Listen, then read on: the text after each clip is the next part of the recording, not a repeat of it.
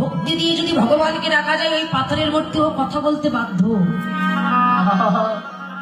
আপনি ভক্তি দিয়ে, কেননা শাস্ত্রে বললেন ভক্তি যায় কৃষ্ণ তার সর্বশাস্ত্রে কয়। ভক্তি না থাকলে কৃষ্ণ দেখিলে কি বাবা।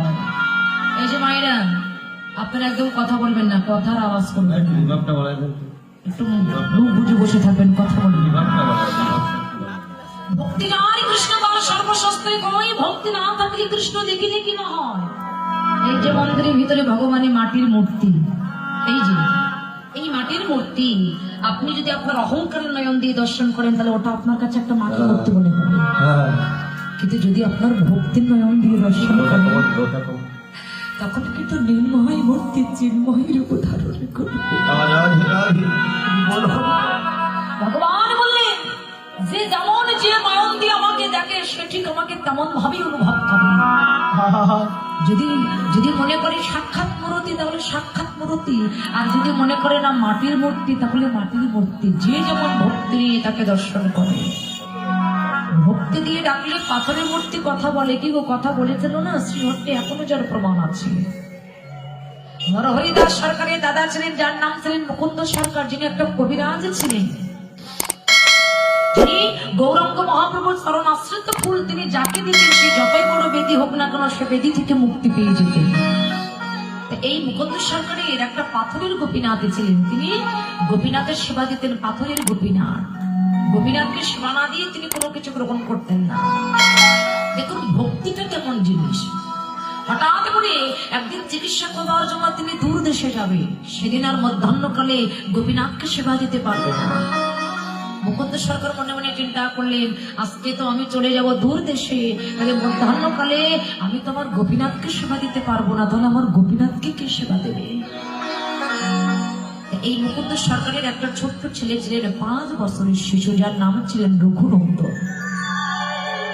এই রঘুনন্দন দেখছে তার বাবা এক থালা নাড়ু নিয়ে বসে আছে, চিন্তা করছে। রঘুনন্দন ছুটে এসে বাবাকে বলছে, কি হয়েছে? বসে বসে চিন্তা করছো, কি হয়েছে আমাকে বলো, আমি তো তোমার পুত্র। তা আমাকে বলবে না তো তুমি কাকে বলবে? কি হয়েছে বলো। মুকুন্দ সরকার কেঁদে কেঁদে বলছে, জানিস রঘু, আমি তো আজকে চিকিৎসা করবার জন্য অনেক দূরে চলে যাব। আমার এই মন্দিরের ভিতরে আমার যে গোপীনাথের মূর্তি আছে, আমার এই গোপীনাথকে কে সেবা দেবে? আমি তো আজকে দুপুরবেলা সেবা দিতে পারবো না। রঘুনন্দন বলছে, তুমি এই চিন্তা করছো? একটা কাজ করো, এই থালা ভর্তি নাড়ুগুলো তুমি আমার কাছে দিয়ে যাও, আমি তোমার গোপীনাথকে সেবা দিয়ে দেবো। আরে তুই সেবা দিবি? আমি তো তোকে কোনো মন্ত্র শিখাই দেই নাই, কোনো তন্ত্র শিখাই দেই নাই, কেমন ভাবে আসমন করতে হয়, কেমন ভাবে দেহটাকে শুদ্ধ করতে হয়, কি করে ভোগ নিবেদন করতে হয়, তুই তো কোনো কিছু জানিস না, তুই সেবা দিবি কেমন করে? রঘুনন্দন 5 বছরের শিশু, তার কথা শুনো। এই জন্য বাবা, বিশেষ করে আমাদের গর্ভে যখন সন্তান থাকে না মায়েরা, তখন বেশি বেশি করে হরি কথা, কৃষ্ণ কথা আস্বাদন করতে হয়, ভাগবতের কথা আস্বাদন করতে হয়, ভক্ত সঙ্গ করতে হয়, সাধু সঙ্গ করতে হয়। কেননা এইখান থেকে সন্তানকে আগে তৈরি করে নিয়ে আসতে হয় পৃথিবীতে। মা যদি কৃষ্ণ ভক্ত হয় তবে সন্তানও কৃষ্ণ ভক্ত হবে, বাবা যাই হোক না কেন। মা যদি ঠিক হয় না তবে মায়ের কারণে ভক্ত একটা, যেমন ভক্ত প্রহ্লাদ, তার পিতা একটা দৈত্য ছিলেন, কিন্তু মা কয়াধু তিনি ছিলেন পরম কৃষ্ণ ভক্তা। কিন্তু তাই নয়, তার মায়ের কারণে তিনি মায়ের গর্ভে 5 বছরে কৃষ্ণ দর্শন পেয়েছিলেন, একমাত্র তার মায়ের কারণে। এই জন্য বিশেষ করে মাকে আগে ভালো হতে হবে। একটা কৃষ্ণ ভক্তা ভক্ত সন্তান নিতে গেলে ভগবানের কাছ থেকে চেয়ে নিতে হবে, সাধনা করতে হবে, আরাধনা করতে হবে, চেয়ে নিতে হবে। আমরা কয়জনা কৃষ্ণ ভক্ত সন্তান চাই? কয়জনা চাই ভগবানের কাছে? আর যদিও ছেলে হলো কয়জন তাকে ভক্ত করি আমরা? ইঞ্জিনিয়ার করবার জন্য ব্যস্ত, ব্যারিস্টার করবার জন্য ব্যস্ত, ডাক্তার করবার জন্য ব্যস্ত, মাস্টার করবার জন্য ব্যস্ত, কিন্তু তাকে কৃষ্ণ ভক্ত করি কয়জন? দেখবেন আমরা যখন কীর্তনে যাই বাবা, বলতে গেলে খুব দুঃখ লাগে। অনেক জায়গায় কীর্তনে যাই, অনেক যারা হাই কোয়ালিফিকেশন ম্যান, অনেক উচ্চ সম্মানীয় ব্যক্তি, যাদের অনেক টাকা আছে, তাদের বাড়িতে আমার বাসা দিল, তা আমাকে দেখে বলবে, জানেন দিদি আমার ছেলে না একজন ইঞ্জিনিয়ার, অমুক জায়গায় চাকরি করে। 2 দিন পরে যদি দেখা হয়ে যায় বলে আমার বৌমা চাকরি করে, কত শোনা। 2 দিন পরে দেখা হলে বলে, জানো ওই ছেলে আমার আর খেতে দেয় না, বৌমা আমাকে ঘর থেকে বাহির করে দিয়েছে। বলে এটাই তো তুমি নিজে করেছো। এই কথাটা তুমি বুক খুলে বলতে পারছো, আমার ছেলে একজন ইঞ্জিনিয়ার, আমার বৌমা ইঞ্জিনিয়ার, আমার বৌমা ডাক্তার, কিন্তু এই কথা তো গৌরব করে তুমি একবারে বলো না যে দিদি ভাই আমার ছেলে একজন আচারী প্রসাদী, তিনি প্রসাদ গ্রহণ করেন। ভগবানকে সেবা না দিয়ে আমার ছেলে সেবা করে না। আমার বৌমা একজন আচারী, শুদ্ধ আচারী প্রসাদী, এক বেলা জল সেবা করতে গেলেও ভগবানকে দিয়ে তারপরে সেবা করে। কই এই কথাটা তো গৌরব করে আমরা বলতে পারি না? তাহলে আমাদের তো লজ্জা হওয়া উচিত। এ কথা তোমরা গৌরব করে বলতে পারি না। ছেলেকে ডাক্তার করবো বলে কত কিছু করছি, কত ছোটাছুটি, কিন্তু এইদিকে লক্ষ্য নাই যে আমার ছেলে একজন কৃষ্ণ ভক্ত হবে। এই যে দেখুন তার প্রমাণ। রঘুনন্দন তার বাবাকে ডেকে বলছে, বাবা তুমি চিন্তা করছো কেন, ওই নাড়ুর থালা তুমি আমায় দাও, আমি তোমার গোপীনাথকে সেবা দেবো। বলে তুই গোপীনাথকে সেবা দিবে, আমি তো তোর কোনো মন্ত্র শিখাই দেইনি। ছোট্ট শিশু নয়নের জলে কেঁদে বলছে, বাবা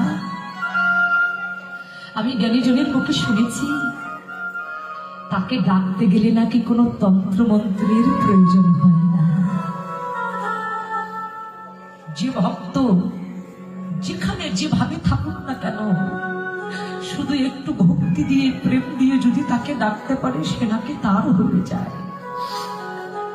কোনো মন্ত্র লাগবে না, তুমি নাড়ু দাও না। মুকুন্দ সরকার সেই নাড়ুর থালাটা তার ছেলের হাতে দিয়ে তিনি চলে গেলেন। ছোট ছেলে, ছোট মানুষ আস্তে আস্তে মন্দিরের দরজাটা খুলে ওই পাথরের গোপীনাথের সামনে নাড়ুর থালাটা রেখেছে। চোখ দুটো জলে ছলছল ছলছল করছে। ওই গোপীনাথের সামনে নাড়ুর থালাটা রেখে গোপীনাথকে দেখে বলছে, গোপীনাথ তাড়াতাড়ি এসো, বেশি দেরি করো না।